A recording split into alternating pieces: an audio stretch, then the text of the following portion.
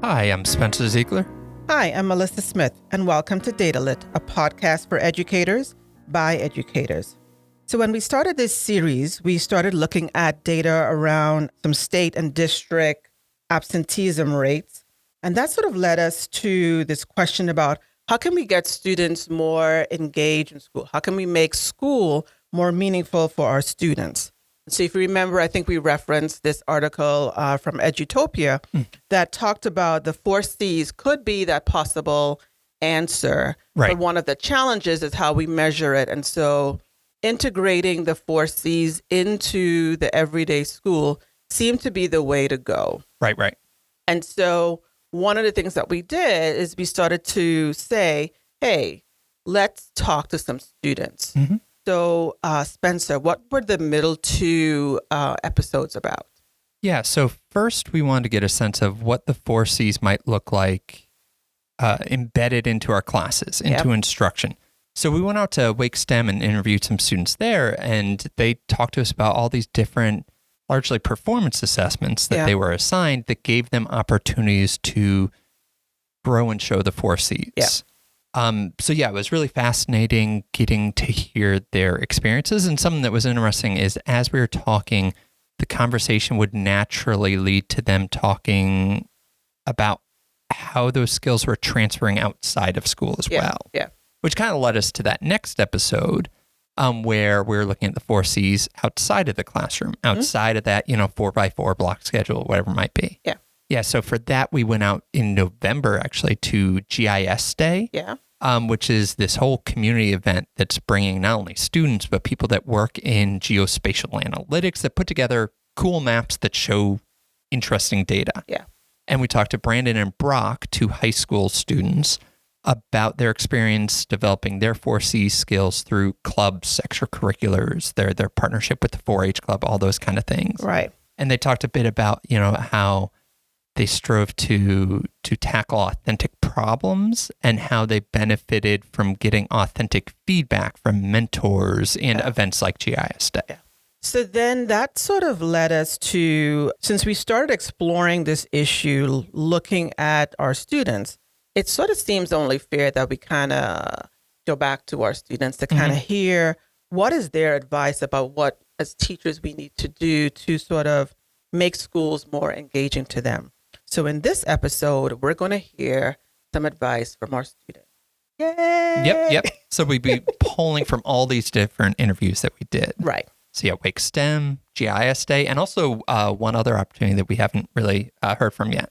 So back in December, I think it was, I got an opportunity to go out to Neuse River Middle School for something that they call Genius Hour. And so groups of students got to pick topics of their choice, anything from understanding cats. Yes. I know you enjoyed that one. To understanding the history of football. Yeah. To just understanding civics. And so we got an opportunity to hear from students. They got to work together and make presentations to community members like myself. And so that was really good to kind of see them, just some of the topics that they picked. It was just, again, things that were engaging to them and to them to share all that they have learned. Yeah, so we'll be hearing clips from all those events today for this episode. Great. So as we begin to hear what advice our students have for us, the first theme that sort of popped up was one that was kind of surprising to me. So let's listen to what the students had to say. One thing you have to remember is that you're teaching kids, right? And kids don't think the same way as adults do, right? Our brains are still developing. And so, of course, we're going to act irrational. Of course, we're going to say things that are stupid and do things that we shouldn't be doing. But also know that it's also a time of learning through us in a social aspect. And so a large part of our younger lives is social. And so if you can communicate to us what you're trying to get us to learn in a way that is socially digestible for us, I think that makes us want to learn more. But I think like giving them the ability to review content in their own way, or to just learn it and like learn something that's more aligned with what they're already interested in, is probably the best way to grab their attention. And then I think critical thinking is also a big one, a lot of times with social media, because social media has a lot of misinformation and a lot of other stuff that might not necessarily be the best to be consuming. And it's important to look at anything that you see on the internet through a critical lens and be aware that it might not always be true.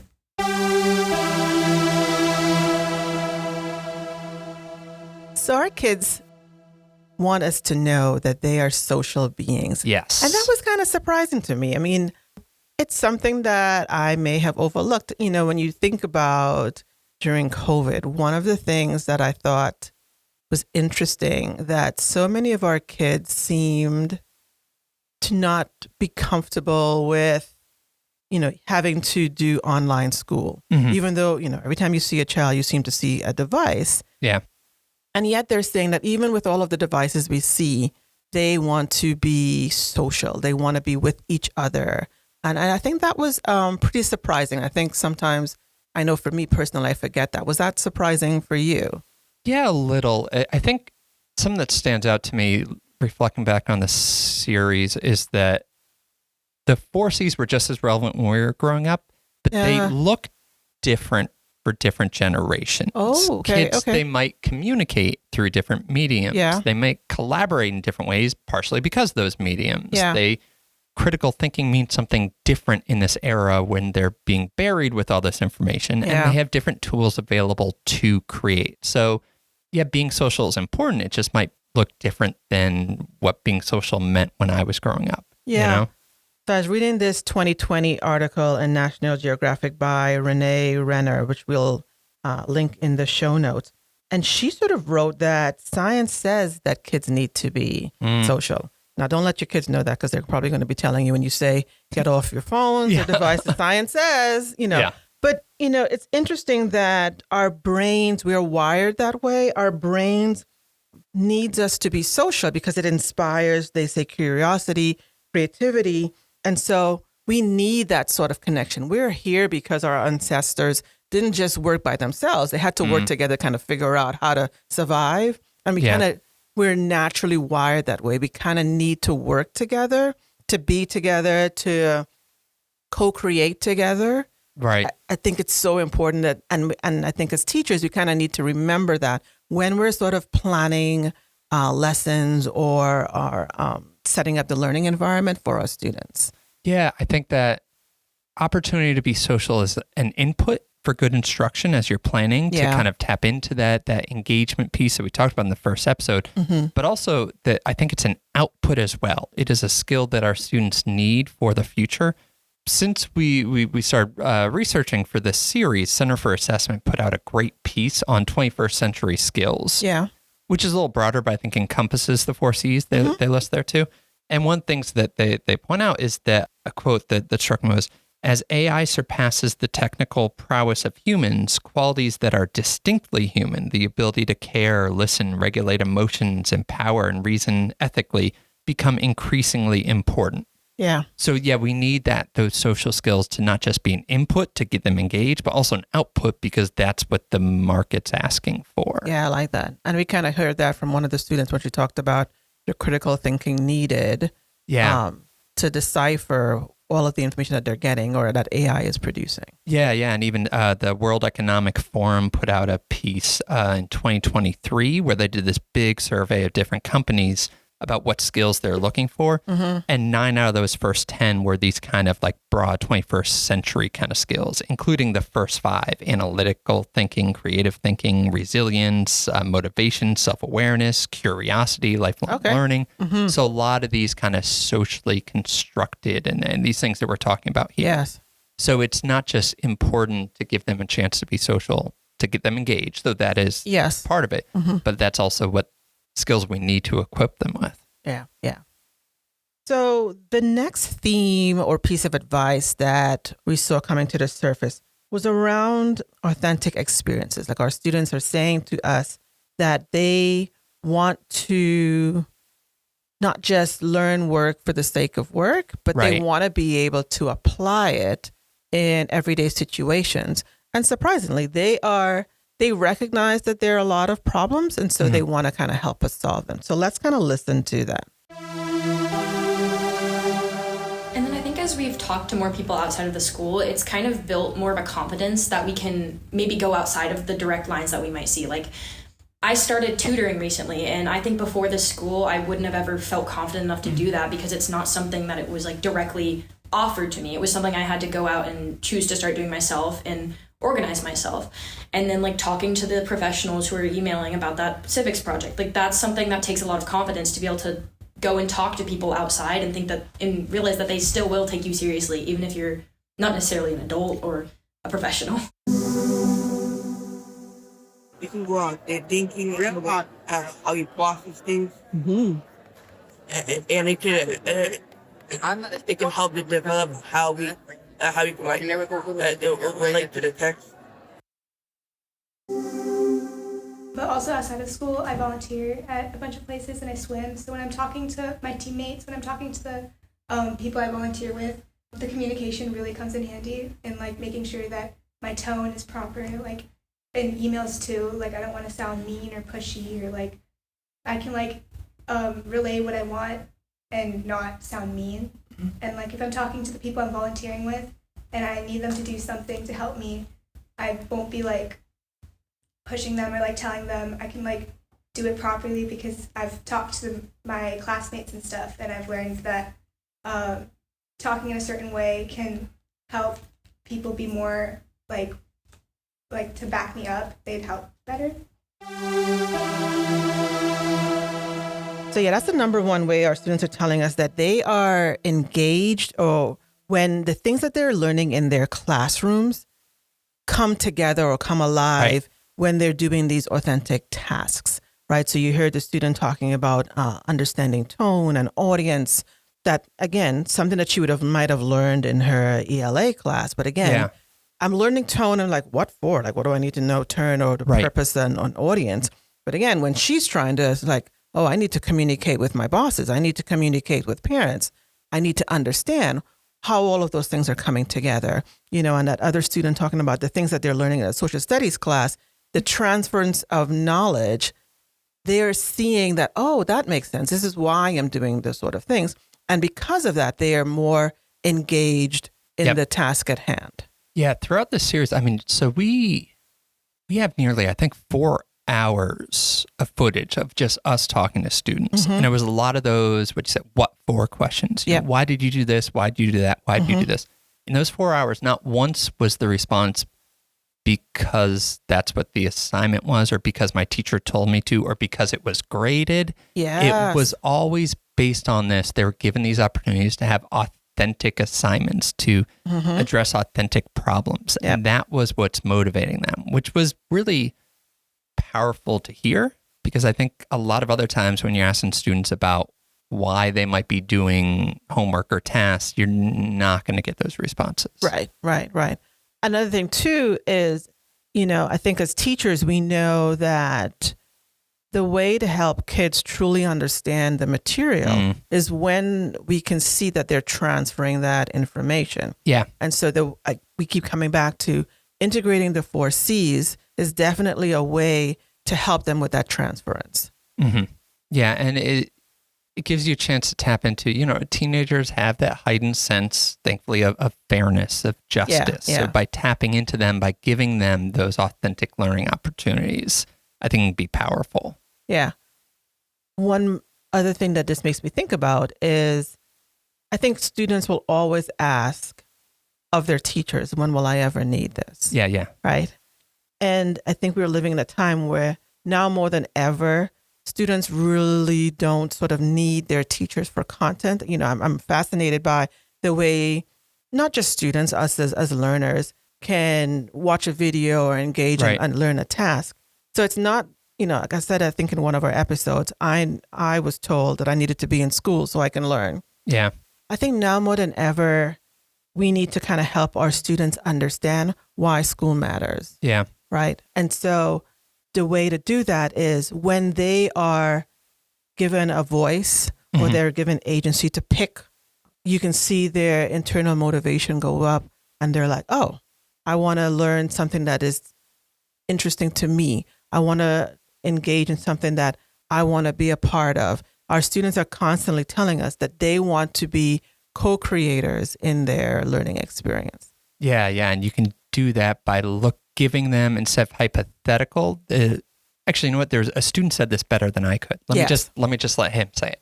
So these aren't just made up problems that we think are going to happen. These problems will happen. So yeah, I love that quote, that these are real problems and they want us to help them figure out how to solve it. Yeah. Yeah, that's powerful. All right. So a third theme that was arising from our conversations with our kids is around they want school to be engaging. And it's kind of like, duh. Yeah.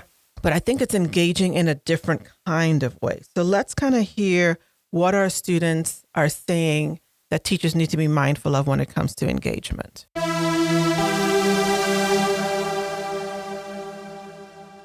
You learned it because of the fact that it was so engaging to you. Yeah.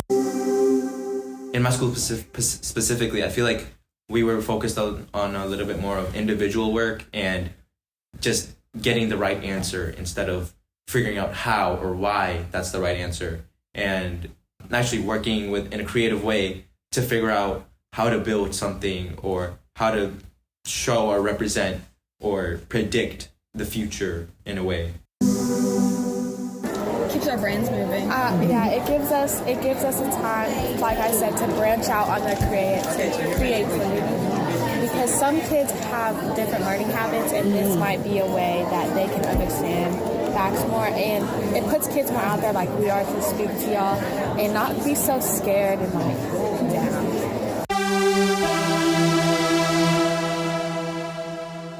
So this is one of those things where it feels like we're answering the question, how do we engage kids? By engaging them. Kids.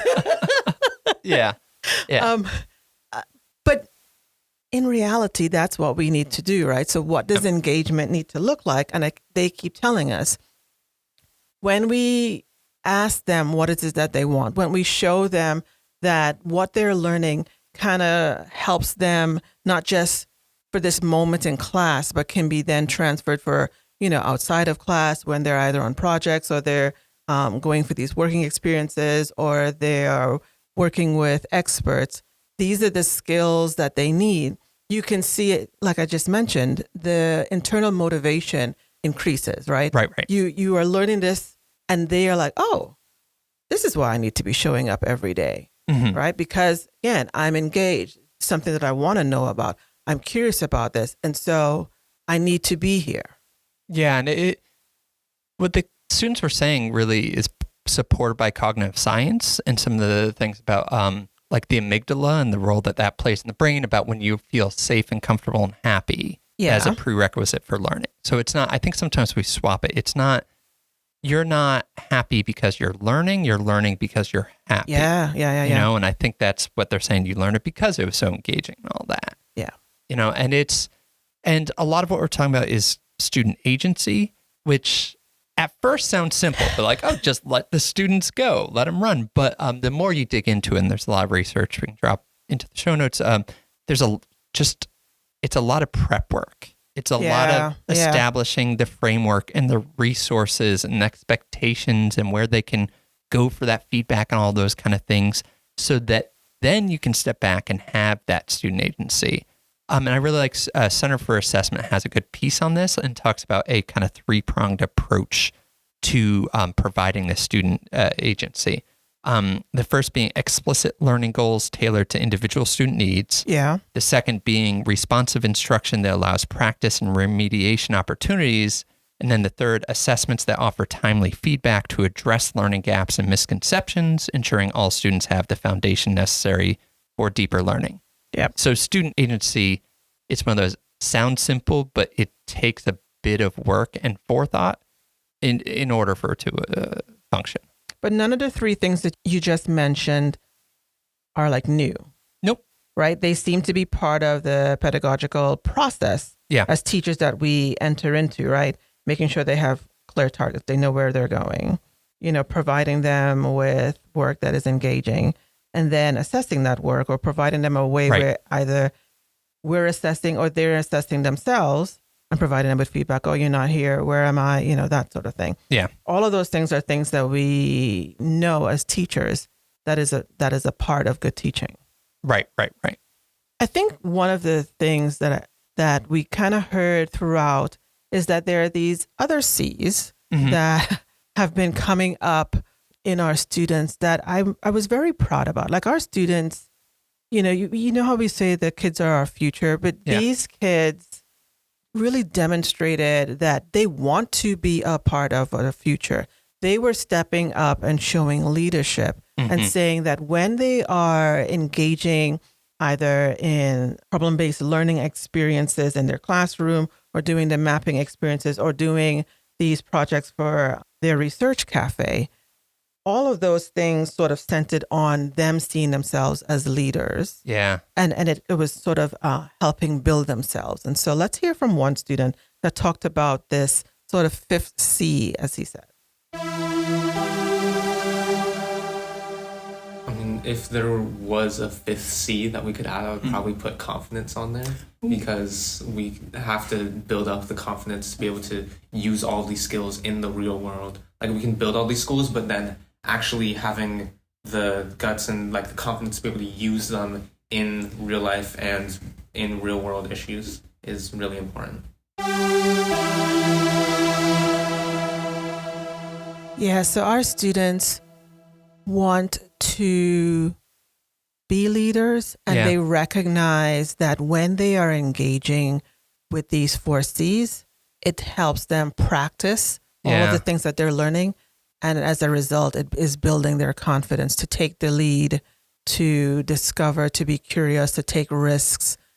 It's supporting all of that development. Yeah, what a beautiful byproduct for assessment. The kids come out of it feeling more confident. Makes me think of our interview a few months back with Dr. Hamilton Simmons about how, researching social emotional learning, how complex that can be. And I never really would have thought that, strong assessment gives them opportunities to show and grow the 4 C's can impact that. Yeah.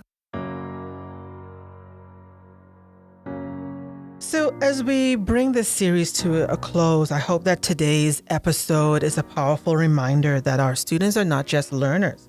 They are these social beings who thrive on connection, they crave authenticity, and they need meaningful engagement to truly grow.